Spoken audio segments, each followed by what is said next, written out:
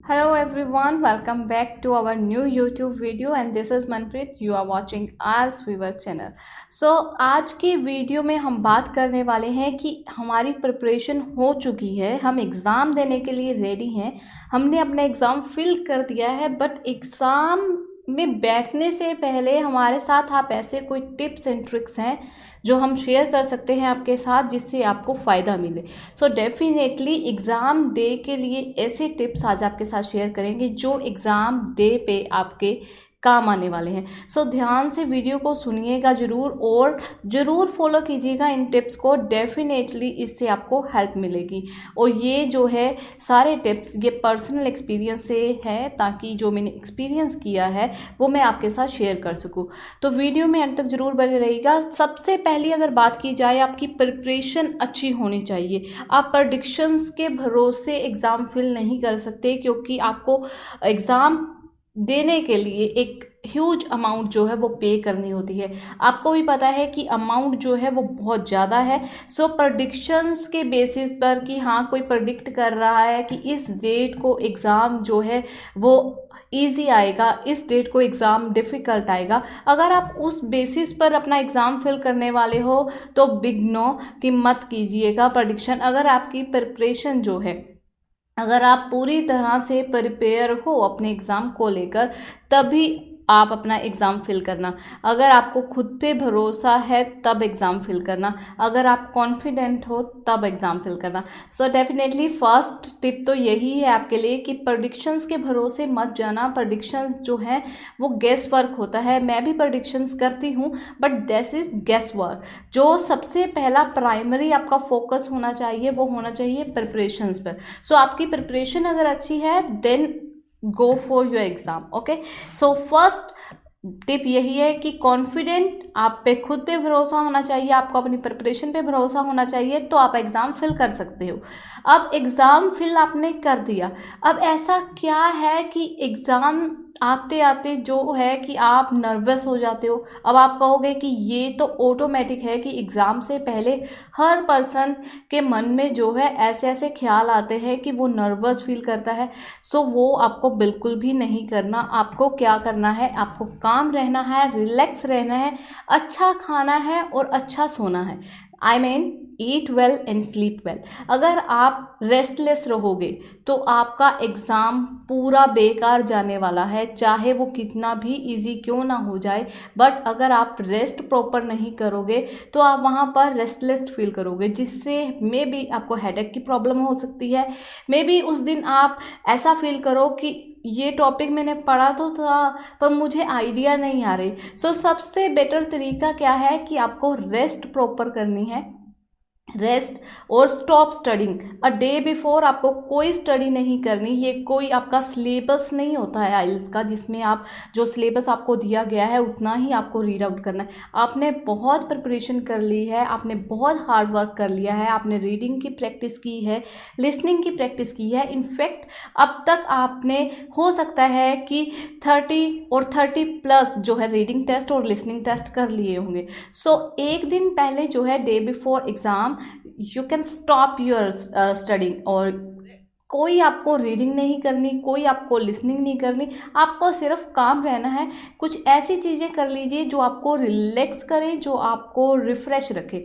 हो सकता है कि वो म्यूज़िक हो सकता है कि वो फ्रेंड्स के साथ आउटिंग हो सकती है, मेडिटेशन हो सकता है, जो भी चीज़ आपको रिलैक्स काम करे वो चीज़ आपको करनी है। सो फर्स्ट टिप और सेकंड टिप यही है आपके लिए कि आप फर्स्ट तो प्रिपरेशन फुल करें, अपने आप पे कॉन्फिडेंट हो तब एग्ज़ाम फिल करें। सेकंड टिप जो आपके लिए है वो ये कि आपको रिलैक्स रहना है, अच्छा खाना है और एक गुड स्लीप लेनी है। Good sleep it does not mean कि आप 7 to 8 आवर्स की स्लीप लेना ही ज़रूरी है। कुछ पर्सनस ऐसे भी होते हैं जो 4-5 घंटे सोने के बाद भी फ्रेश फील करते हैं। सो आपको एक डीप गुड स्लीप लेनी है, यानी कि अच्छी खासी आपको स्लीप लेनी है, एक गुड स्लीप लेनी है, जिससे आपका अगला दिन जो है वो फ्रेश होकर आप उठे।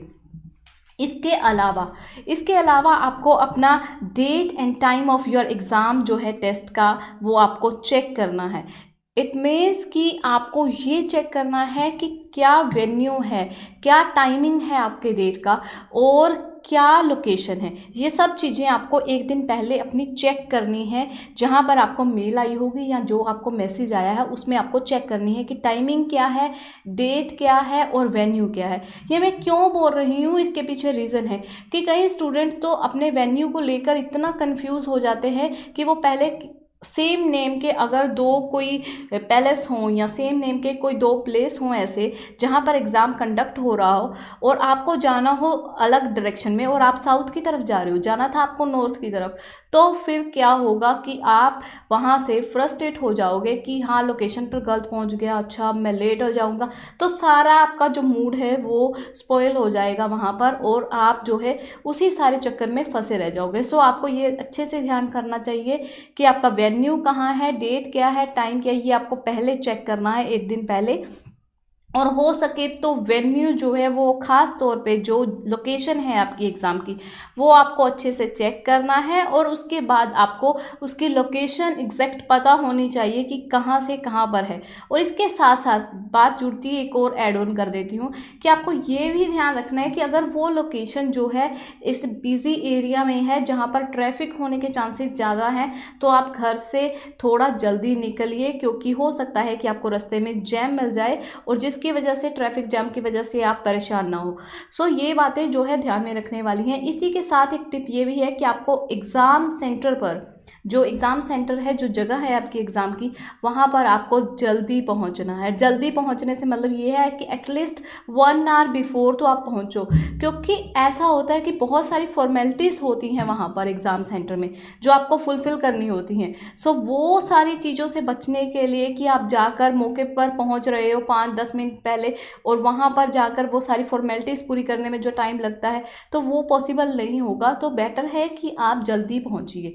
इसके अलावा अगर बात की जाए तो क्लोथिंग की, कि किस तरह के कपड़े पहनकर जाने चाहिए, तो क्लोथिंग इतना मैटर नहीं करता, आपकी अपीयरेंस जो है आपके मार्क्स पे कोई असर नहीं डालती। इनफैक्ट कई स्टूडेंट्स को ये भी प्रॉब्लम है कि अगर स्पीकिंग में हम फॉर्मल या गुड ड्रेसिंग हमारी होगी तो शायद हमें 0.5 बैंड का जो है इंक्रीमेंट मिलता है, हमें बैंड ज़्यादा मिलते हैं, बट ऐसा कुछ भी नहीं है। आपको जो क्लॉथिंग है आपकी वो कंफर्टेबल होनी चाहिए। वियर कंफर्टेबल क्लॉथ, एंड जिस क्लॉथ में आपको लगता है कि यस अगर मैं वाइट पहनता हूँ तो मैं कॉन्फिडेंट हूँ, अगर मैं ये इस तरह के कपड़े पहन रहा हूँ तो मैं अपने आप को कंफर्टेबल और कॉन्फिडेंट मानता हूँ, तो उस तरह के कपड़े आपको पहनकर जाने हैं। बट कपड़ों का आपके स्कोर बैंड से कोई असर नहीं होने वाला है।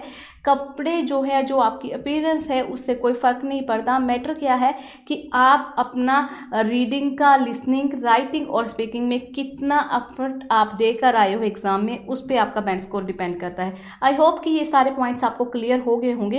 इसके बाद अगर हम आगे बढ़े कि और क्या चीज़ें हमें ध्यान में रखनी चाहिए, don'ts, no mobile phone, no electrical gadgets, no electrical watch.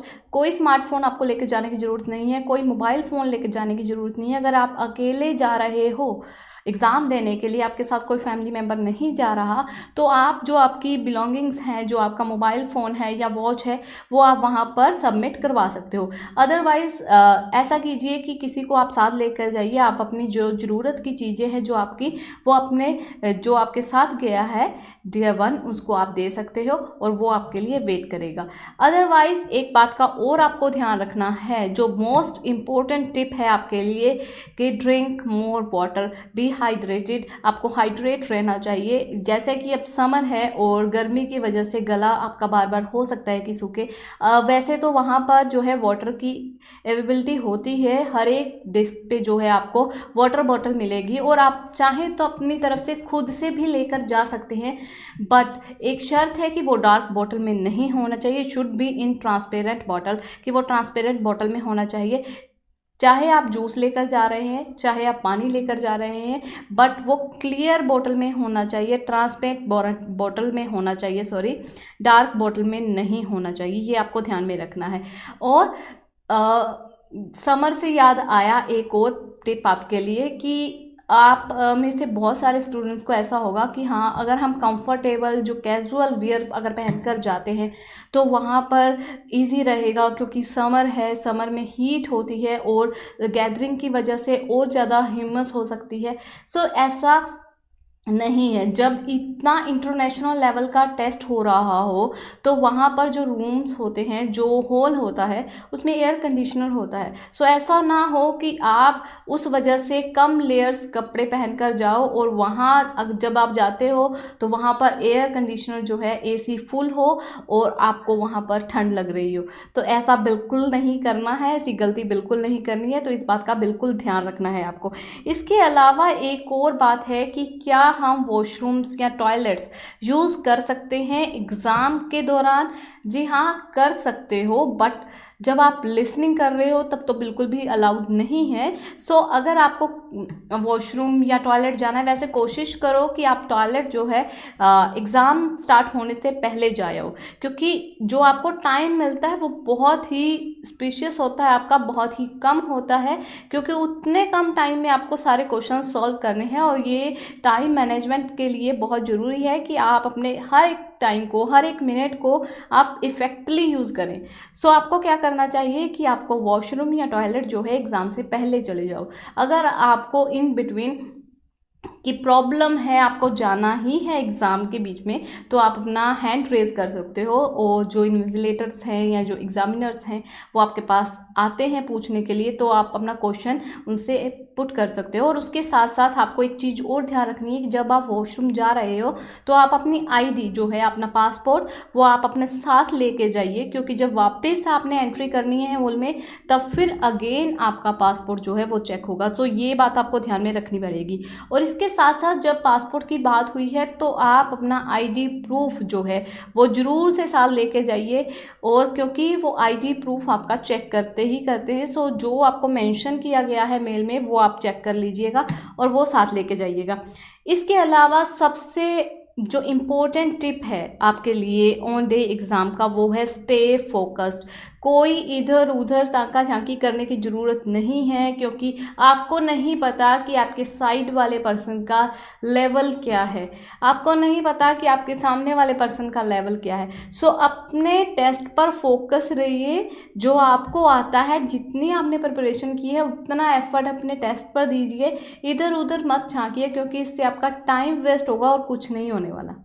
ठीक है, बिलीव मी, कुछ नहीं होने वाला। और कॉपी करते अगर आप पकड़े गए ना एक बार, तो इंटरनेशनल लैंग्वेज टेस्ट है ये, तो कोई आपका स्कूल का टेस्ट नहीं है। अगर आप पकड़े जाते हो कॉपी करते तो आपको एग्ज़ाम से उसी टाइम बाहर कर दिया जाएगा और कुछ बैन भी लगाया जाता है। सो प्लीज़ ऐसा मत कीजिए, स्टे फोकस रहिए। और सबसे बड़ी बात कि कोई भी आपको टेंशन नहीं लेनी, कोई भी आपको घबराना नहीं है, फुल कॉन्फिडेंस के साथ जो है आपको वो अपना एग्ज़ाम अटेम्प्ट करना है। अच्छा, इसके बाद अगर हम बात करें कि रीडिंग और लिसनिंग या राइटिंग, इनमें से क्या क्या हम ऐसी चीज़ें हैं जो ख़ास हमें एग्ज़ाम डे वाले दिन याद रखनी चाहिए, तो वो मैं बता दूँ। अगर हम रीडिंग की बात करें तो रीडिंग में आपको ये ध्यान में रखना है एग्ज़ाम वाले दिन कि आपको फर्स्ट क्वेश्चन रीड करने हैं, देन पैसेज की तरफ जाना है। आपको अगर पैसेज पढ़ना है पूरा, फिर आपको क्वेश्चन पढ़ने हैं, तो इससे आपका टाइम जो है वो डबल वेस्ट होने वाला है। तो मेरी टिप आपको यही है कि आप फर्स्ट क्वेश्चन पढ़ें 1 और 2, देन आप पैसेज की तरफ जाइए, लोकेशन फाइंड कीजिए और उसका आंसर दीजिए। और इसके अलावा आप रीडिंग में एक और चीज़ कर सकते हैं कि जिन क्वेश्चंस के आंसर जो हैं आपको पता है कि ऑर्डर वाइज होते हैं, जैसे ट्रू फॉल्स हो गया, ब्लैंक्स हो गई, इनके ऑर्डर वाइज ही आंसर होते हैं, प्रोसेस हो गया, डायग्राम हो गया। सो उन क्वेश्चंस को आप पहले कीजिए, क्योंकि ऑर्डर वाइज आपको आंसर जल्दी मिल जाएंगे। ठीक है। और लिसनिंग की अगर बात की जाए तो लिसनिंग के लिए आपके पास टिप यही है कि आपको सबसे बड़ी बात कि जो आपको टाइम मिलता है, जो ब्रेक मिलता है, वो आपको वेस्ट नहीं करना, उसे प्रॉपर यूटिलाइज करना है। जैसे कि फर्स्ट सेक्शन कंप्लीट हुआ, उसके बाद आपको टाइम मिला है कि आप अपने आंसर्स चेक कीजिए और उसके बाद सेक्शन 2 की तरफ वो मूव करते हैं और आपको बोलते हैं कि अब आपके पास टाइम है 11 to 15 क्वेश्चन आप रीड कर सकते हैं। सो वो जो टाइम पीरियड है उस टाइम पीरियड को आप अच्छे से यूज़ कीजिए क्वेश्चन पढ़ने में, उनके कीवर्ड्स हाईलाइट करने में, ताकि आपको पता हो कि हाँ हम यहाँ पर क्वेश्चन ढूंढ रहे हैं, ये आपको पता होना चाहिए। ओके, राइटिंग की बात की जाए तो राइटिंग में सबसे बड़ी स्टूडेंट मिस्टेक क्या करते हैं कि जैसे ही उनके पास टॉपिक आता है कि वो क्या करते हैं कि हम पहले टास्क 1 करें या टास्क 2 करें, इसी में कंफ्यूज रहते हैं।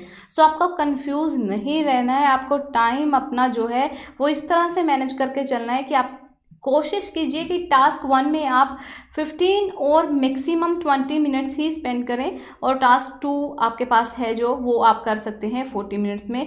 सो ईजिली आपका जो है वो अचीव हो जाएगा। एक बात का आपको ध्यान से याद रखना है वो ये कि टास्क 2 की स्टेटमेंट जो है आपके पास राइटिंग की, वो आपको अच्छे से रीड आउट करनी है 1 से 2 बार, 2 से 3 बार, यानी कि मिनिमम 2 टाइम्स आपको रीड करनी है और मैक्सिमम 3 टाइम्स आपको रीड करनी है। देन आपको अपने आप से क्वेश्चन पूछना है कि क्या ये ओपिनियन बेस्ड क्वेश्चन है या ये हमारा जो है और टास्क है। सो ये ओपिनियन बेस्ड है या दूसरा टास्क है, ये आपको ध्यान से पूछना है अपने आप से। और जब आप ये डिसाइड कर लेते हो कि ये ओपिनियन बेस्ड है तो आपको अपना ओपिनियन देना है उसमें। बट ओपिनियन वो आपसे पूछते हैं, अच्छा एक और स्टूडेंट मिस्टेक करते हैं वो ये कि उसमें लिखा होता है कि use your personal experience and गिस। सो आपको अपने पर्सनल, अपने फैमिली के जो है रिलेटिव्स के, अपने फैमिलीज़ के ऐसे एग्जांपल्स नहीं सेट करने होते, बीच में ऐसे एग्जांपल नहीं ऐड ऑन करने होते। उन्होंने सिर्फ आपसे पर्सनल एक्सपीरियंस पूछा है। इट डज़ नॉट मीन कि आप अपने फैमिली के या रिलेटिव्स के एक्सपीरियंस उसमें इंक्लूड कर दोगे। सो आपके एक्सपीरियंस के अकॉर्डिंग जो वर्ल्ड वाइड एग्जाम्पल आपको पता है वो आप ऐड ऑन कर सकते हो। और ऑन टॉपिक रहने के लिए सबसे बढ़िया टिप यही है कि जब आप अपनी इंट्रो लिख लेते हो, जब आप अपना बॉडी पैरा 1 लिखने लगते हो, तब एक बार दोबारा से क्वेश्चंस को रीड आउट कर लीजिए। जब आप सेकंड पैरा लिखने वाले हो तब फिर एक बार एक क्वेश्चन को, स्टेटमेंट को रीड कर लीजिए, ताकि आप जो है अपने टॉपिक के ऑन टॉपिक रहें, ऑफ टॉपिक ना जाएं। सो ये थे कुछ इंपॉर्टेंट बातें जो आपको पता होनी चाहिए एग्ज़ाम से पहले। आई होप कि आज की वीडियो आपके लिए इंफॉर्मेटिव रही होगी। अगर फिर भी आपके मन में कोई डाउट है, कोई क्वेरी है, तो आप कमेंट सेक्शन में हमसे पूछ सकते हैं। Thank you for watching this video and like, share and subscribe जरूर कीजिएगा, और साथ ही बेल आइकन को प्रेस कर लीजिए। आपके लाइक से हमें मोटिवेशन मिलता है। सो प्लीज़ भर भर के लाइक और शेयर कीजिए। Thank you very much.